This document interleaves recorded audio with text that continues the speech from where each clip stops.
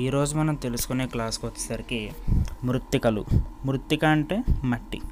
So మనం ఇప్పుడు మనం నివసిస్తున్నది మట్టి మీద, అంటే మృత్తిక అంటే మట్టి. సో అసలు మట్టి అంటే ఏంటి, మట్టి గురించి అయితే మనం ఇప్పుడు క్లాస్ అయితే తీసుకోబోతున్నాం. మట్టి అంటే ఏంటి, మానవునికి కావలసిన ఆహారం, వస్త్రాలు మొదలుగా అన్నీ కూడా మట్టి ఆధారం. సో ఈరోజు మనం తెలుసుకున్న టాపిక్ ఏంటంటే మృత్తికలు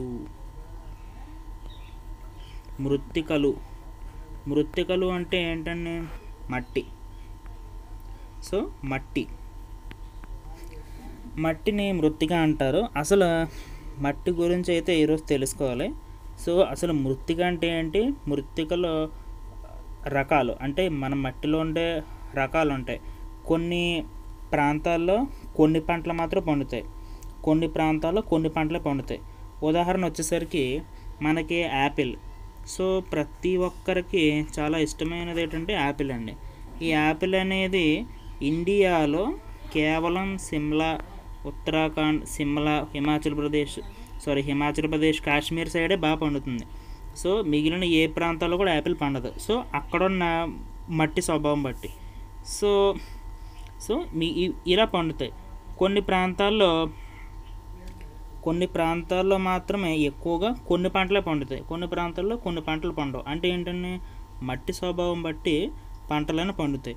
సో ఈరోజు అటువంటి స్వభావం గల మట్టి గురించి అయితే మనం తెలుసుకుంటాం. ఆంధ్రప్రదేశ్లో చాలా రకాలు ఉన్నాయి మట్టి, ఆ మట్టి గురించి తెలుసుకుందాం. సో మనకి కావలసిన ఫుడ్ ఐటమ్స్ కావాలి. మనకి ఈరోజు దొరికే ఫుడ్ అంతా ఎక్కడి నుంచి వస్తుందండి, మట్టి ద్వారా పండించే పంట ద్వారా. అంటే ఈ మట్టిలోనే మనం వరి పండిస్తాము, గోధుమలు పండిస్తాము, పెసలు పండిస్తాము, కందులు పండిస్తాము అంటే కందిపప్పు. సో అలాగే బార్లీ మొదలగు అన్ని పంటలు కూడా ఎక్కడ పండిస్తామండి, మృత్తికల్లో పండిస్తాం. ఎక్కడ పండిస్తామండి, మృత్తికల్లో. సో మృత్తికల్లో పండించడం వల్ల ఇవన్నీ కూడా మనకు కావాల్సిన ఫుడ్ ఐటమ్స్ అన్నీ కూడా మనకి దొరుకుతాయి మృత్తికల ద్వారా. సో ఒక దేశం అభివృద్ధి చెందాలంటే ఆ మృత్తికలపై అయితే ఆధారపడి ఉంటుందండి. ఉదాహరణకి ఇప్పుడు మన దేశంలో ఉల్లిపాయల పంట బాగా పండుతుంది. దేశంలో అన్ని ప్రాంతాల్లో ఉల్లి పండుతుంది. సో ఇండియా నుంచి ఎక్స్పోర్ట్ అవుతున్నప్పుడు ఉల్లిపాయల ఎగుమతిలో నెంబర్ 1 ఏదంటే మన దేశం. అంటే ఉదాహరణ, అంటే నెంబర్ 1 పొజిషన్కి ఎందుకు వచ్చింది దేశం, ఎందుకంటే దేశం అంతా కూడా ఉల్లిపాయలు బాగా పండుతున్నాయి. ఎందుకు అంటే మట్టి స్వభావం బాగుంది కాబట్టి, పండే పంటకి ఆ మట్టి అనుకూలంగా ఉంది కాబట్టి ఉల్లిపాయల పంట బాగా పండుతుంది. అందువల్ల దేశం నెంబర్ 1 స్థితికి వచ్చింది. అంటే ఏంటంటే ఒక దేశ అభివృద్ధి అనేది ఆ దేశ మృత్తికలపై ఆధారపడి ఉంటుంది. అంటే ఏంటి, ఇదే అన్నమాట ఎగ్జాంపుల్. సో మట్టి. అలాగే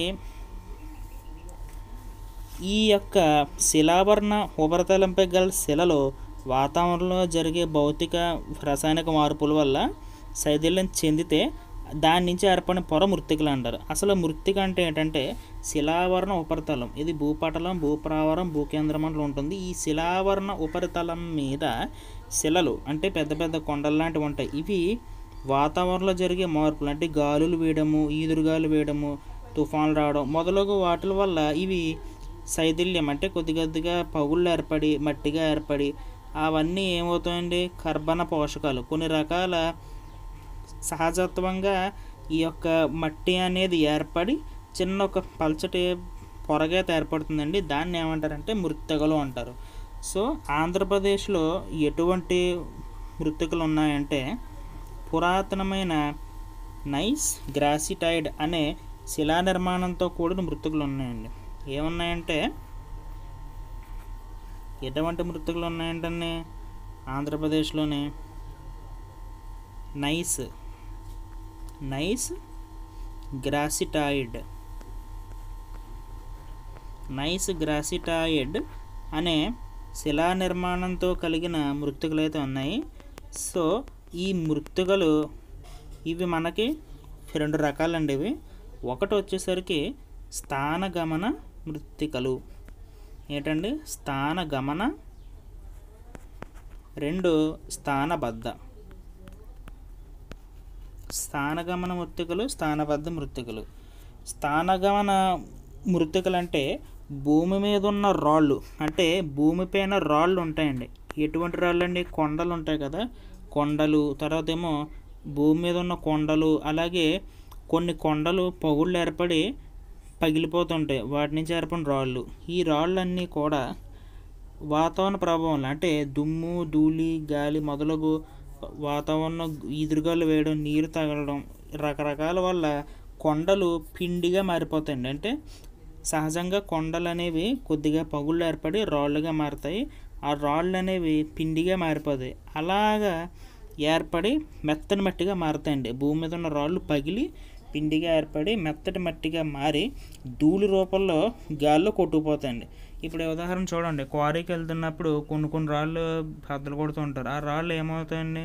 ఆ రాళ్ళు కనుక ఈదురుగాలు వేస్తే ఆ పగిలిపోయిన రాయంట కూడా దుమ్ము రూపంలో మన కంట్లో పడుతూ ఉంటుంది. అలాగా న్యాచురల్గా ఈ రాళ్ళు అనేవి పగుళ్ళు ఏర్పడి పగిలిపోయి దుమ్ముగా మారి, దుమ్ముగా ఏమవుతుంది? ధూళి రూపంలో గాలి ద్వారా కొట్టుకుపోతాయండి. తర్వాత నీటి ద్వారా కొట్టుకుపోతాయి. వేరే వేరే ప్రాంతాల్లో ఈ కొట్టుకుపోయిన దుమ్ము, ధూళి అంతా కూడా ఏంటంటే వేరే చోట్ల మట్టిగా ఏర్పడతాయండి. అంటే రాళ్ళు పగిలి వేరే చోట మట్టిగా ఏర్పడేదాన్ని ఏమంటారంటే స్థానగమన మృత్తికలు అంటారండి. దీన్ని ఏమంటారంటే తీర ప్రాంత ఇసుక.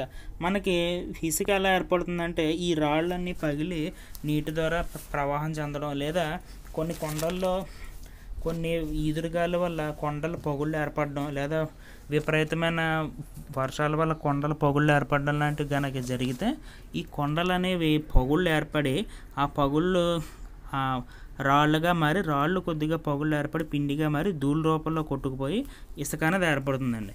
లేదా ఈ గోదావరి నదీ ప్రవాహ ప్రాంతాలు ఉంటాయి కదా, కృష్ణా గోదావరి, ఈ నదులు వెళ్తున్నప్పుడు కొన్ని రాళ్ళ మీద ప్రవహిస్తూ ఉంటాయండి. ఇలా ప్రవహించడం వల్ల రాళ్ళ మీద ఒత్తిడి పెరిగి రాయి పగిలి అందులో ఉన్న కణాలన్నీ కూడా వీటి ద్వారా ప్రవహిస్తూ ఉంటాయి. కొన్ని ప్రాంతాల్లో నదులు కొన్ని ఏరియాల్లో ప్రవహించి అంతర్ధానం అయిపోతూ ఉంటాయి, అంటే మాయమైపోతాయి. ఆ తర్వాత ఈ కొట్టుకుపోయిన రాళ్ళు మట్టిలన్నీ కూడా చిన్న చిన్న కణాలుగా ఏర్పడి ఇసుక ఏర్పడుతుందండి. ఈ విధంగా అయితే ఇసుక ఏర్పడుతుంది. సో ఇంకా చెప్పాలంటే భూమి మీద ఉన్న రాళ్ళు ఈ వాతావరణ ప్రభావం వల్ల మెత్తటి మట్టిగా మారి వేరే ప్రాంతాల ద్వారా ప్రవహించి వేరే చోట మట్టిగా ఏర్పడతాయండి. దీన్ని ఏమంటారంటే స్థానగమన మృత్తికలు అంటారు. నెక్స్ట్ వచ్చేసరికి స్థానబద్ధ మృత్తికలు.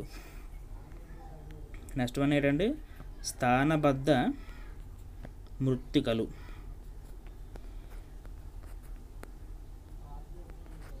స్థానబద్ధ మృత్తికలు.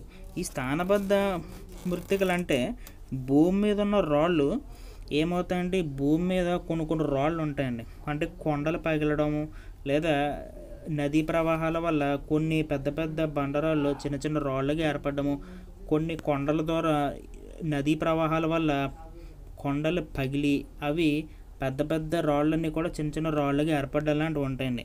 ఇవి ఏమవుతాయండి? శిథిలం అయిపోయి మెత్తటి మట్టిగా మారుతాయి. ఈ రాళ్ళన్నీ గాలి ద్వారా, నీటి ద్వారా యొక్క ప్రవాహానికి ఏమవుతాయండి? గాలి ప్రవాహం, నీటి ప్రవాహం ద్వారా ఏమవుతాయంటే రాళ్ళు పగిలి ఏమవుతాయండి? మట్టిగా మారిపోతాయండి. రాళ్ళు పగిలి ఏమవుతాయండి? మట్టిగా మారుతాయి. దీన్ని ఏమంటారంటే స్థానబద్ధ మృత్తికలు అంటారు. అంటే ఉన్న చోటనే మట్టిగా మారేదాన్ని ఏమంటారంటే స్థానబద్ధ మృత్తికలు అంటారండి.